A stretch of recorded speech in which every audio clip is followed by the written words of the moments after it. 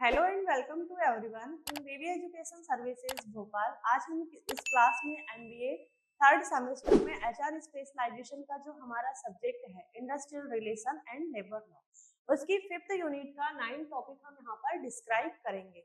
जो आज का टॉपिक है हमारा वो है पेमेंट ऑफ ग्रेजुएटी एक्ट 1972। अब ये जो पेमेंट ऑफ ग्रेजुएटी एक्ट है ये कब का है? 1972 का है। अब हमें यहाँ पर इस एक्ट को या ये जो लॉ दिया हुआ है इसको तो हम डिस्क्राइब करेंगे ही करेंगे, लेकिन सबसे पहले हम यहाँ पर देखेंगे कि ये ग्रेजुएटी क्या होता है। अगर ग्रेजुएटी हमें समझ में आएगा तो हम आगे की जो चीजें हैं उसे अच्छे से क्लियर कर पाएंगे। तो इस एक्ट में हम यहाँ पर सबसे पहले तो इस एक्ट के बारे में इसके कॉन्सेप्ट को क्लियर करेंगे, ग्रेजुएटी क्या होता है, इसकी डेफिनेशन, इसके मेन पॉइंट जो यहाँ पर दिए हुए हैं, इसका मतलब ग्रेजुएटी का क्या फॉर्मूला होता है, ग्रेजुएटी के लिए कौन से एम्प्लॉय एलिजिबल है, किस कंडीशन में मतलब एम्प्लॉय को ग्रेजुएटी मिलती है, सारी चीजों को हम यहाँ पर वन बाय वन करके डिस्क्राइब करेंगे। फर्स्ट ऑफ ऑल हम देखते हैं कि ये जो पेमेंट ऑफ ग्रेजुएटी एक्ट 1972 है ये क्या है। ये एक लेबर लॉ है जो एम्प्लॉय को यहाँ पर मतलब कंपनी में जो वो लॉन्ग टर्म की अपनी सर्विस देते हैं उसके अगेंस्ट में उन्हें एक अमाउंट देने के लिए एक राइट देता है। मतलब कंपनी में यहाँ पर जो एम्प्लॉय है या जो वर्कर है उन्होंने अपनी सर्विस दी है, वहां पर काम किए, अब उसके अगेंस्ट में यहाँ पर जो कंपनी है उन्हें एक अमाउंट देने का राइट देती है। मतलब कंपनी उन्हें एक अमाउंट देती है तो इसे कहा जाता है ग्रेजुएटी। ठीक, अब यहाँ पर ये जो एक्ट यहाँ पर बनाया गया है या ये जो लेबर लॉ है इसका पर्पस क्या है? इसका पर्पस यही है कि जो एम्प्लॉय है, एम्प्लॉय ने कंपनी में जो भी अपनी लॉन्ग टर्म सर्विस दिए हैं उसके अगेंस्ट में अब यहाँ पर कंपनी एम्प्लॉय को एक फाइनेंशियल थैंक यू कहना चाहती है, मतलब एक फाइनेंशियल असिस्टेंस प्रोवाइड करवाना चाहती है, फाइनेंशियल हेल्प देती है। तो इसका पर्पस यही है कि एम्प्लॉय ने आज तक जो भी सर्विस दी है उसके बदले में अब उसे कंपनी कुछ फाइनेंशियल हेल्प करेगी। अब यहाँ पर जो ग्रेजुएटी है, ग्रेजुएटी के लिए कौन से एम्प्लॉय एलिजिबल होते हैं? तो जिसका रिटायरमेंट हो जाता है, जिसका 5 साल कंप्लीट है, मतलब रेजिग्नेशन के लिए अगर किसी एम्प्लॉय ने 5 साल किसी कंपनी में काम किया है और उसके बाद में फिर वो रेजिग्नेशन लेता है तो ऐसे एम्प्लॉय को भी यहाँ पर ग्रेजुएटी मिलती है। सुपर एनुएशन अगर होता है उस टाइम पर भी यहाँ पर जो ग्रेजुएटी प्रोवाइड करवाई जाती है। फिर जैसे अगर डेथ या फिर जो एक्सीडेंट का अगर केस है तो जो डेथ है और एक्सीडेंट का केस है ये तो किसी को बता के नहीं आता है, तो यहाँ पर ये जो 5 साल कंप्लीट वाली पॉलिसी है ये यहाँ पर अप्लाई नहीं होती है। तो अगर डेथ हो जाती है कैश या फिर किसी का एक्सीडेंट हो जाता है तो ये जो केस होते हैं यहाँ पर 5 साल कंप्लीट वाली पॉलिसी अप्लाई नहीं होती है। अदरवाइज जिस एम्प्लॉय का 5 साल कंप्लीट है किसी कंपनी में वर्क करने का और फिर वो रेजिग्नेशन लेता है तो उसे ग्रेजुएटी मिलती है। साथ ही यहाँ पर फिर जैसे रिटायरमेंट के बाद तो मिलती है, तो नॉर्मली सभी को पता है, सुपर एनुएशन होता है उस टाइम पर भी मिलती है। तो ऐसे एम्प्लॉय यहाँ पर ग्रेजुएटी के लिए एलिजिबल होते हैं। अब हम यहाँ पर देखेंगे इसकी डेफिनेशन को। When an employee work for at least 5 years in a company at the time of leaving the job, the company give him a fixed amount. This is called gratuity. मतलब यहाँ पर क्या है, जो एम्प्लॉय है, employ यहाँ पर कम से कम यहाँ पर कंपनी में कम से कम 5 साल उसने वर्क किया हो। ठीक, जो एम्प्लॉय है, वर्कर है, उसने यहाँ पर कम से कम 5 साल कंपनी में वर्क किया हो at the time of living the job. अब यहाँ पर जॉब छोड़ते टाइम यहाँ पर अब उस एम्प्लॉय को जो कंपनी यहाँ पर क्या होगी, एक फिक्स्ड अमाउंट देती है। ठीक, एक फिक्स्ड अमाउंट देती है। This is called gratuity. ठीक, इसे कहा जाता है ग्रेजुएटी। मतलब यहाँ पर क्या हुआ, एक एम्प्लॉय है, एक एम्प्लॉय ने यहाँ पर कम से कम 5 साल तक एक कंपनी में काम किया। अब जॉब को छोड़ते टाइम पर यहाँ पर कंपनी ने उसे एक फिक्स्ड अमाउंट दिया, जिसे क्या कह रहे हैं हम, जिसे हम यहाँ पर ग्रेजुएटी कहते हैं। That is called a gratuity. ठीक, this amount is based on basic salary and dearness allowance. अब यहाँ पर ये जो अमाउंट होता है ना, ये अमाउंट यहाँ पर जो बेसिक सैलरी होती है एम्प्लॉय की और जो डियरनेस अलाउंस होते हैं उस पर ये बेस्ड होती है। अब यहाँ पर बेसिक सैलरी तो ठीक है, बेसिक सैलरी सबकी होती है, किसी की 20, किसी की 25, किसी की 50, किसी की 1 लाख, जिसका जैसे काम है उसकी वैसी सैलरी रहती है। बेसिक सैलरी तो ठीक है, लेकिन डियरनेस अलायंस क्या होता है? डियरनेस अलायंस, ये देखो डियरनेस अलायंस क्या होता है, जैसे जो एम्प्लॉय है, एम्प्लॉय को अगर मेडिकल फैसिलिटी मिल रही है, उसकी फैमिली को मेडिकल फैसिलिटी मिलती है, चाइल्ड एजुकेशन की फैसिलिटी मिल रही है, ट्रैवल अलायंस मिलता है, हाउस रेंट अलायंस मिलता है, तो ये जो अदर चीजों के लिए उसे यहाँ पर अलायंस मिल रहा है, मतलब पैसे मिल रहे हैं, फाइनेंशियल हेल्प कर रही है कंपनी, इसी को कहा जाता है डियरनेस अलायंस। तो यहाँ पर मान लो किसी एम्प्लॉय की सैलरी है यहाँ पर 20,000 रुपए और उसको डियरनेस अलायंस मिलते हैं 5,000, तो यहाँ पर टोटल कितना हुआ? 25,000। तो यहाँ पर ये जो 25,000 है, पूरे 25,000 जो अमाउंट है, इसी के बेस पर यहाँ पर ग्रेजुएटी मिलेगी। ऐसे नहीं कि उसकी जो 20,000 रुपए सैलरी है उसके बेस पर उसे ग्रेजुएटी मिलेगी, नहीं। Basic salary plus dearness alliance दोनों अमाउंट के बेस पर यहाँ पर ग्रेजुएटी मिलती है। अब हम यहाँ पर देखेंगे इसके इम्पोर्टेंट पॉइंट को, जो हम यहाँ पर वन बाय वन क्लियर करेंगे। तो इसका जो फर्स्ट मेन पॉइंट लिखा हुआ है वो है minimum 5 year of continuous service required. अब यहाँ पर जो एम्प्लॉय है, एम्प्लॉय ने कम से कम यहाँ पर कंटिन्यू, ऐसा नहीं कि 1 साल कर लिए फिर 6 महीने कहीं और कर रहे हैं, फिर वापस उसी कंपनी में आ रहे हैं, फिर 2 साल कर रहे हैं, फिर गायब हो गए, ऐसे नहीं। कंटिन्यू अगर सर्विस कर रहा है वो 5 साल, मिनिमम 5 साल, तो ऐसे एम्प्लॉय को यहाँ पर ग्रेजुएटी दी जाती है। मतलब continue service required minimum 5 year, मतलब यहाँ पर कंटिन्यू सर्विस, अगर किसी एम्प्लॉय ने 5 साल की जो सर्विस है, मिनिमम कम से कम 5 साल की सर्विस किसी कंपनी में उसने दिया है, और उसके बाद में अगर वो रेजिग्नेशन भी लेता है तो वो यहाँ पर ग्रेजुएटी के लिए एलिजिबल होगा। फिर हमारा सेकंड है gratuity is a legal right. अब यहाँ पर जो कंपनी है, कंपनी यहाँ पर किसी भी एम्प्लॉय को ग्रेजुएटी देने से मना नहीं कर सकती है, क्योंकि वो लीगल राइट है। अगर जैसे मान लो कि कोई कंपनी कहती है किसी से कि किसी एम्प्लॉय से कि हम आपको ग्रेजुएटी नहीं देंगे, तो यहाँ पर उसके ऊपर केस भी कर सकते हैं। फिर है द फॉर्मूला इज फिक्स। अब यहाँ पर जो ग्रेजुएटी का फॉर्मूला है वो कैसे क्या काम करता है, इसको आप ध्यान से समझना। Gratuity is equal to last salary into 15 into year of service division 26। अब यहाँ पर जो लास्ट सैलरी है उसका 15, ये जो 15 है लास्ट सैलरी तो ठीक है, लास्ट सैलरी तो हमें समझ में आ रहा है, लेकिन ये 15 क्या है, और ये ईयर ऑफ सर्विस, मतलब किसी ने 7 साल काम किया है, किसी ने 10 साल, किसी ने 15 साल, जितने भी साल उसने काम किया है, ईयर ऑफ सर्विस, जितनी भी उसने सर्विस दिया है उस साल को यहाँ पर इंटू किया जाता है, उसकी लास्ट सैलरी। और ये 15 क्या है, सबसे पहले मैं आपको बताती हूँ कि ये 26 क्या है। 26 हमारे यहाँ पर मतलब एक महीने में कितने दिन होते हैं? 30 दिन होते हैं, 30 दिन होते हैं पर मंथ, पर मंथ। अब इसमें से 4 तो संडे चले जाते हैं हमने हमारे, ठीक, हम मतलब 26 डेज ही काम कर रहे हैं ना, 26 डेज ही वर्क कर रहे हैं, तो यही 26 डेज यहाँ पर डिवीजन में लिया जाता है। और इस 26 डेज में जो 15 डेज है, ये 15 डेज को यहाँ पर लिया जाता है सैलरी को। अब यहाँ पर मान लो कि एक अमित नाम का लड़का है, ठीक, अमित नाम का लड़का है, उसकी सैलरी है मैं यहाँ पर एक छोटा सा कैलकुलेशन करके बताती हूँ कि ग्रेजुएटी का फॉर्मूला लगा करके हम कैसे किसी की ग्रेजुएटी निकाल सकते हैं। मान लो किसी की सैलरी 20,000 है, मतलब एक अमित नाम का लड़का है, उसकी सैलरी है 20,000, लास्ट सैलरी है। अब देखो लास्ट सैलरी बोलने से यहाँ पर ये मतलब है कि अमित ने अभी लास्ट सैलरी 20,000 लिया है, लेकिन इसके पहले उसने 5,000 लिया, 10,000 लिया, 15,000 लिया, 18,000 लिया, डज नॉट मैटर। मैटर करता है यहाँ पर कि उसने लास्ट सैलरी कितनी लिया है, उसी के हिसाब से ग्रेजुएटी निकाला जाता है।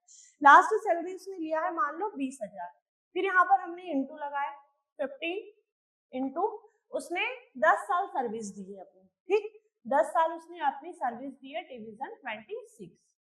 अब हम यहाँ पर इसका कैलकुलेशन करेंगे। अगर इसका कैलकुलेशन अगर हम करते हैं 20,000 इंटू इसका अगर दोनों का इंटू करें तो 150 डिवीजन 26। अब अगर हम इस दोनों का इंटू करें तो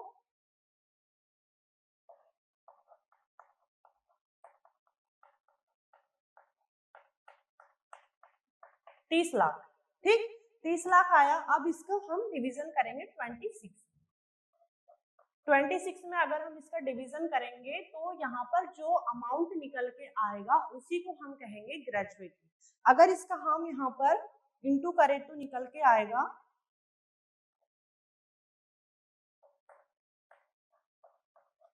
1,15,384।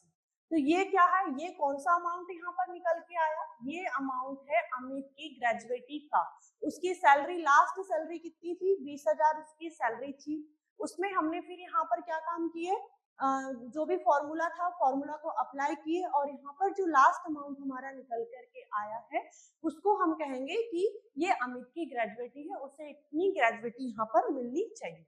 ठीक, इस तरीके से फॉर्मूला को अप्लाई करते हैं। फिर उसके बाद में है calculation is done on the last drawn salary. अब यहाँ पर जो है ग्रेजुएटी का जो कैलकुलेशन है, जैसे मैंने अभी यहाँ पर बताई कि अमित ने पहले जितनी भी सैलरी लिया होगा, लेकिन यहाँ पर कैलकुलेशन जो ग्रेजुएटी का कैलकुलेशन हमने किए उसकी लास्ट सैलरी के हिसाब से किए। तो यहाँ पर ये जो पॉइंट है ये यही बात कर रहा है कि calculation is done on the last drawn salary, मतलब जो लास्ट सैलरी थी उसी के हिसाब से यहाँ पर ग्रेजुएटी का कैलकुलेशन किया जाता है। उसके पहले उसने कितनी सैलरी लिया does not matter. 26 working days rules. अब यहाँ पर जो मैंने बताई कि एक महीने में हमारे 30 दिन होते हैं, 30 दिन में से 4 तो हमारे संडे चले जाते हैं। हमने वर्क कितने दिन किए, 26 डेज काम किए। तो 26 डेज के हिसाब से ही यहाँ पर रूल्स है कि ग्रेजुएटी निकाली जाती है। जैसे फॉर्मूले में भी हमने 26 वही डेज हैं जो हमने काम किए हैं, उसी के हिसाब से ग्रेजुएटी को निकाला गया है। फिर उसके बाद है हमारा maximum limit 20 lakh tax free. अब यहाँ पर किसी को, मतलब कोई एम्प्लॉय है, किसी एम्प्लॉय को यहाँ पर जो ग्रेजुएटी का अमाउंट है, अमाउंट यहाँ पर उसे मिल रहा है मान लो 20 लाख। 20 लाख अगर उसके अमाउंट मिलता है तो वो कैसा होगा, टैक्स फ्री होगा। लेकिन अगर 20 लाख से ज्यादा अमाउंट वो लेता है तो यहाँ पर उस एम्प्लॉय की जो ग्रेजुएटी है उस पर टैक्स लगेगा।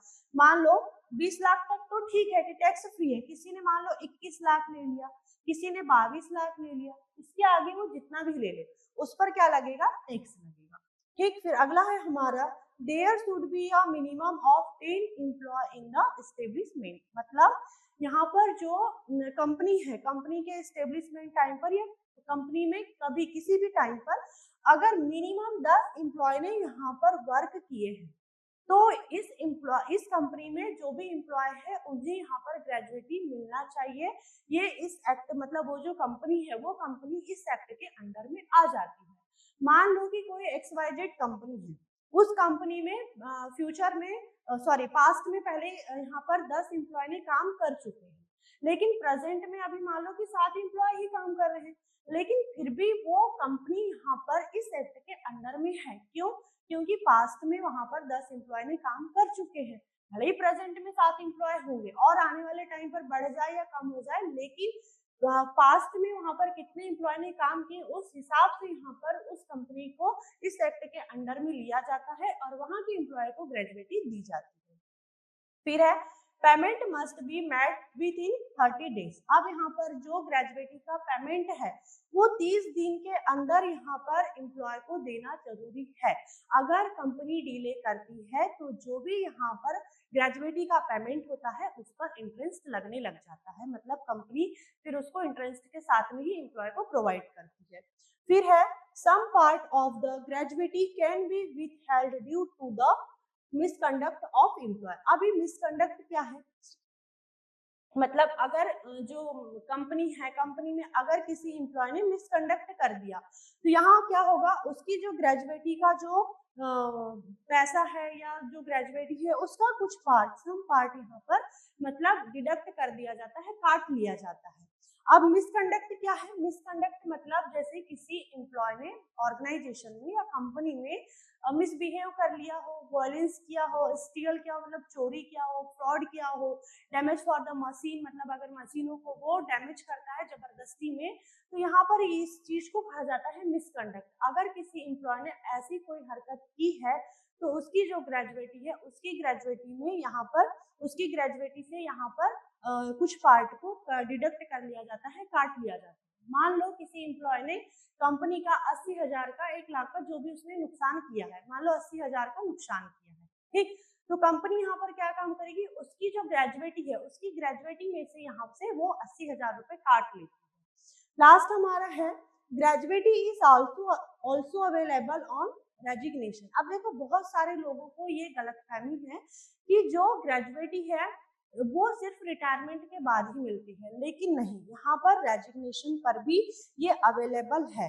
रेजिग्नेशन का एक रूल है लेकिन कि 5 साल कंटिन्यू, ये जो फर्स्ट पॉइंट हमारा लिखा हुआ है कि minimum 5 year of continuous service required, तभी यहाँ पर रेजिग्नेशन में पैसा मिलता है। मतलब कम से कम किसी कंपनी में एम्प्लॉय ने कंटिन्यू 5 साल अगर काम किया है तभी उसे रेजिग्नेशन पर यहाँ पर ग्रेजुएटी मिलती है, ठीक। तो ये थे हमारे यहाँ पर इसके इम्पोर्टेंट पॉइंट।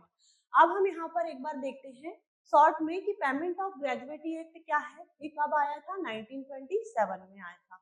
अब ये क्या काम कर रहा है, ये जो एम्प्लॉय है, एम्प्लॉय यहाँ पर कम से कम 5 साल अगर कंपनी में काम कर रहे हैं तो उनको जॉब छोड़ते टाइम पर कंपनी यहाँ पर कुछ फिक्स्ड अमाउंट देती है, जिसे यहाँ पर क्या कह रहे हैं हम, ग्रेजुएटी कह रहे हैं। और ये जो अमाउंट है ये किसके बेस पर है, ये है बेसिक सैलरी और डियरनेस अलायंस के बेस पर है। डियरनेस अलायंस क्या होता है, जो एम्प्लॉय को मेडिकल फैसिलिटी मिल रही है, उसकी फैमिली को मेडिकल फैसिलिटी मिल रही है, ट्रैवल अलायंस मिलता है, हाउस रेंट अलायंस मिलता है, या चाइल्ड एजुकेशन की फैसिलिटी मिलती है, उसे डियरनेस अलायंस कहा जाता है, ठीक। अब यहाँ पर फर्स्ट पॉइंट में क्या था कि कम से कम 5 साल कंटिन्यू अगर सर्विस दिया है किसी एम्प्लॉय ने कंपनी में तो उसे ग्रेजुएटी मिलेगी। फिर ये ग्रेजुएटी क्या है, लीगल राइट है। यहाँ पर एम्प्लॉय को ग्रेजुएटी लेने से मना नहीं कर सकता है, रोक नहीं सकता है। इसका formula last salary into 15 into year of service division 26। अब इसका मैंने पूरा प्रॉपर कैलकुलेशन करके बताई कि किसी भी एम्प्लॉय की जो लास्ट सैलरी रहती है, लास्ट सैलरी के हिसाब से ही यहाँ पर ग्रेजुएटी का कैलकुलेशन किया जाता है, और उसने कितने साल सर्विस दिए इस चीज को भी ध्यान रखा जाता है। फिर है calculation is done of the last gross salary, जैसे यहाँ लास्ट सैलरी को ध्यान में रख करके ग्रेजुएटी निकाली गई। यहाँ पर 26 वर्किंग डेज होना चाहिए, क्योंकि हम महीने में 26 दिन ही काम करते हैं, 4 तो हमारे संडे चले जाते हैं। मिनिमम लिमिट 20 लाख की अगर कोई ग्रेजुएटी ले रहा है तो ठीक है, उसे टैक्स नहीं लगेगा, लेकिन अगर उससे ज्यादा अमाउंट लेगा तो उसे टैक्स लगेगा। फिर यहाँ पर है कि अगर कोई कंपनी में 10 एम्प्लॉय ने पास्ट में काम कर लिए हैं और प्रेजेंट में अगर कम भी एम्प्लॉय है, 10 से कम भी एम्प्लॉय है, तब भी वो कंपनी यहाँ पर इस एक्ट के अंडर में आ जाती है और वहाँ की एम्प्लॉय को ग्रेजुएटी मिलती है।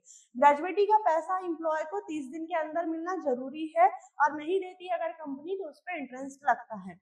यहाँ पर जो ग्रेजुएटी का कुछ पार्ट अगर डिडक्ट कर लिया जाता है तो उसकी एक कंडीशन है कि अगर एम्प्लॉय ने मिसकंडक्ट किया है, बदतमीजी की है, हिंसा की है, चोरी की है, झगड़ा किया है, या जो कंपनी है उसकी मशीनों को डैमेज किया है, तब यहाँ पर उसकी ग्रेजुएटी के कुछ पार्ट को काट लिया जाता है। फिर यहाँ पर जो ग्रेजुएटी है वो रेजिग्नेशन पर भी अवेलेबल है, लेकिन रेजिग्नेशन का टाइम यहाँ पर कंटिन्यू सर्विस अगर उसने 5 साल तक, 5 साल कम से कम 5 साल तक कंटिन्यू सर्विस एक ही कंपनी में दिया है, तब उसे रेजिग्नेशन में यहाँ पर ग्रेजुएटी मिलती है। तो ये था आज का हमारा topic. I hope this topic is clear and thank you for watching this video.